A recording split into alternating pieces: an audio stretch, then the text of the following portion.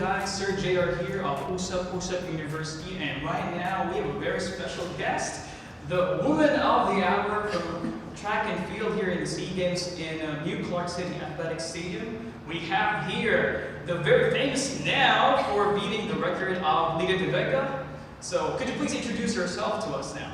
Hi, my name is KRISTINA Knott. I go by KK, so you may call me KK. KK, all right. So KK, well, everyone knows you from the record that you have broken, and this is actually a very big thing for Filipinos. It's a 33-year-old record. Wow. So, you know, it's a big deal for Filipinos. And have you heard of Lydia de Vega in any way? Yes, I actually met her. I had a track meet in Singapore, so I finally got to meet her. Everyone was talking about her. I'm like, okay, can I meet her? Right. But yeah, I finally got to meet her, so. Right. Actually, she's the Asia's fastest woman for 8 years, back in the 80s. Yes. So before we go to that particular achievement, let's smooth things a little bit, and let's start with your family first. So you're half Filipino, right? Yes. So your mom's Filipino from She's from Cavite. Cavite, and your dad is from America, of Right. course. So you grew up in the States. Yes. But you also mentioned in some of your interviews that you had 3 brothers and 1 sister. Is that right? Yes, that's correct. And well, how did that go about? Like, do you think this is something that you had, like, genetically from each of your parents? Like, who is more athletic, your mom or your dad? Right. Your dad is Harold, right? Harold. Yes, Harold Knott. So Yeah. both of my parents, they did track. So my mom, she was like the long distance person, and then she did a little bit of like dance and stuff like that. Oh. But my dad, he was a sprinter in Minnesota. Oh. But that was when, in the 70s? So like that was when it was in yards and stuff like that. So for sure we got our athletic genes from my dad's side. From your dad. Yes. And your brothers and sisters are pretty athletic as well. Yeah, so we grew up playing basketball. So me and my 2 brothers, we played basketball, and then we it was kind of like the goal, not the golden rule, but like the thing to do, like, okay, you run track to stay in shape for your other sports. Right, right. And well, you know, I'm not sure if you know, but in the Philippines, basketball is almost like a religion. So, you know, what made you think, and what gave you the interest to pursue athletics, you know, for track and field? Like, why not basketball in the first place? How did it start? Well, my junior year, I tore my ACL in basketball, so that kind of like rewired everything. Because I was like, look, they're probably gonna like look up my stats, and I wasn't the greatest, but I had a lot of passion for basketball. And I remember my basketball coach, she was like, KK, like, you can go D1, you can go way bigger in track, so just focus on that. So it was your coach that actually like spotted your potential. Yeah, like I always knew that, you know, track was easier for me, but I wanted to be on the team, you know what I mean? I don't like the pressure. So this was during your high school, back in Colombia? Yeah, this is in high school, yeah. All right, so it's safe to say that Colonial High School kind of like, you know, paved the way for you to start with track.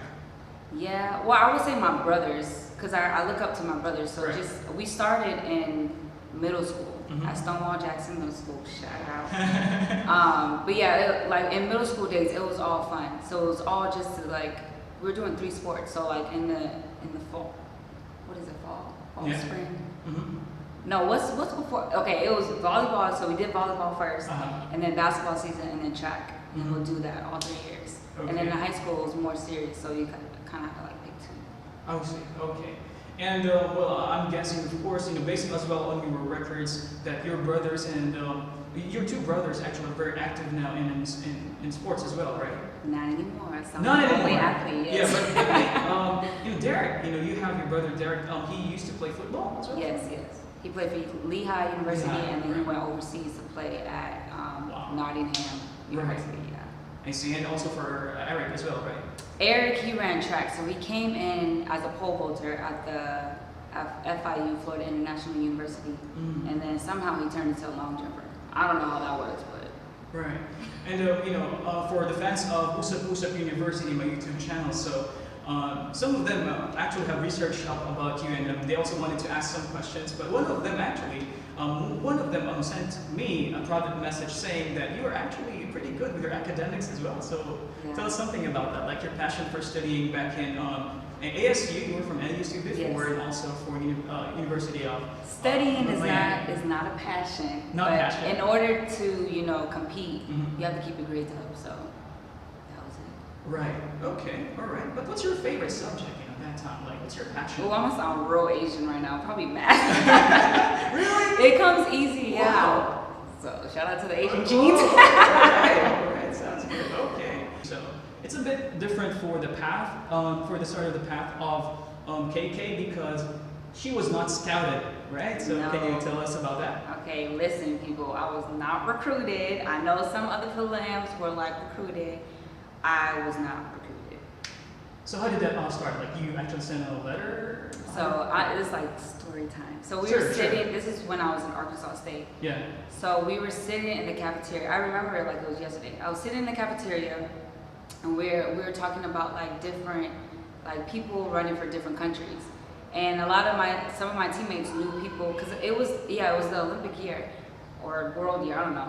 But we were watching like track and field, and we were talking like some people were like, oh, I know so and so, I know so and so, and they were like they weren't American, they were like from the Bahamas or they were from like Trinidad and Tobago, and I'm just like, wait, they were born here, but they can like run. They're like, yeah, their mom or their dad, so they can represent like their mother's country and stuff like that. Yeah. So I was like, okay. So fast forward 2 years later, I go to Miami, Yeah. and we had this team building thing, Mm-hmm. and I was like, okay, like we had to make vision boards. So on my vision board, I put the Filipino flag, Wow. and I was like, okay, I want to like represent the Philippines. This was Wow. my junior year, so I didn't think anything of it. So my coach, one of the coaching staffs, he remembered that, and he was like, my senior year, he was like, hey, do you still have aspirations to run for the Philippines? I know who the head coach is, so he know who Rosan was. Wow. And then he contacted him, coach contacted me. But backing up a little bit, I told after I put that on my vision board, my roommate at the time, she knew Eric Craig. She's like, hey, I know the hurdler who runs for the Philippines. Like, you can hit him up. So I hit him up. Nothing really happened. And then my coach, he was like, hey, do you still have aspirations? And then once he got in contact with the head coach, which was Coach Rowe, that was when we started getting the paperwork and stuff like that. I see. And you fast forward to 2019, so Eric now became your teammate for the relay. Yeah, that was like You the got funnest over it. relay ever, man. That's probably the highlight of like this whole like SEA Games. Was Sure. that, yeah. Sure. That was fun. You know? Yeah. Come from behind, and the strategy is putting him in the last part. Everybody was panicking. I'm like, no, don't panic. Okay, and we noticed, some of the fans noticed that you mentioned about your faith as well. So this could be a personal question, you know, you can answer or not, but if you want, maybe you can expound on that. Like, what's the role of your faith to you in all of your journey now in the athletics? That's like the only thing that's like stable in my life right now. Cause just like, you know, especially when I first came out here, it's like just all the craziness, the politics that comes with, you know, the sport and stuff like that. I'm just like, I need something to hold on to like anchor me down. So prayer, and then, you know, having my church family out here, ICOC, it kind of kept me grounded. Right, and actually, you know, for some of those who watched the video, especially the record-breaking video that you did in the morning, so there was a big feature on the video with some of your, you know, your kababayan, your fellow men, you know, putting up a sign with ICOC on that's them. Okay, so you know, that's quite interesting, and you know, your faith for you is a very essential part of your life, right? Yes. Okay. Well, actually, that's maybe a bit of your Filipino side, because Filipinos are very religious. Yeah. Right? And so I have to ask you, though, now let's go to the meat of the question. The meat of all the interviews that you have, of course, the record-breaking performance, you know, a couple of days ago. So maybe you can tell us about it. The preparation first, you know, coming over here in the Philippines. So how was it? How tough was it? And tell us something more about that. The preparation is never easy. Probably the hardest thing a lot of people think is like the eating and the training. Yes, that's always hard, but for me, it's more so like being away. Emotional. Yeah. Right. So like the mental game is just like, okay, like hopefully this pays off. You know what I mean? So it's just like just trusting the process, trusting in my coaching and stuff like that. Because trust me, there was a lot of times like, I don't know. Like if you look at the tape from, when was the pre-SEA Games? I think it was in like October or something like that. Yeah. October, November. Yeah. I ran a 24. And I'm just like, I don't know. I don't know. So just like having a short-term memory to like, bad races. Like, okay, you ran bad, like, let's forget about it, you still have another race. Yeah.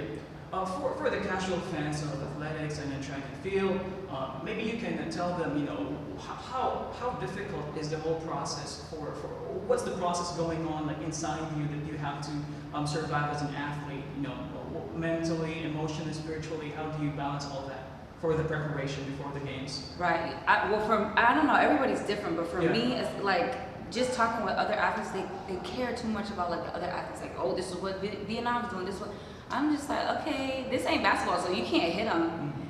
But it's like you're in your space, you know what I mean? Like, just focus on you, focus on what you can control. You can't control what other people do. So that was my like motto going into everything. Like, okay, learn your race pattern and stick to it. Don't try to change things up for other people. Yeah, you did mention though that you had good coaching staff. So could we expand with that as well? Like, especially for Coach Carlo and the others that help you out. Right. I had Coach Rowe. So Coach Rowe, he's a 200 specialist, and how you saw me run the 200, that's normally high. I never run the 200 that way. I usually blast the curve, and I'm like dying coming home.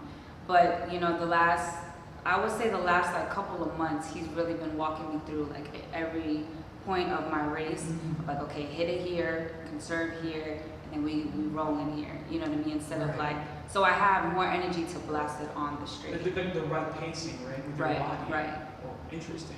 Okay, and you did clock in with 23.07. That was in the morning. Actually, I witnessed that, and I made a video about that as well. But, it's being picked up. But later that night, you also broke that 0.07 with 23.01. Right. So faster. Yeah. Tell me about it. How did you feel? Let's have first the morning race. So after 23.07, what was going on in your mind at that time? Well, I didn't even know I ran that. Oh. Like, when I crossed the line, I just saw 23 and I was like, all right, because like when you run it rounds, it's like you have to like, okay, hurry up and run, and then hurry up and get out the sun to recover for the night. So it's like, all right, that's fine. And then when I went outside, I was like, Coach, what did I run? And he was like, you don't know what you run? I'm like, no, because I'm trying to get out the sun. But yeah, he told me, and I was like, oh, okay. But then people started to tell me that I broke this record and stuff like that. So I had no idea. I didn't even know.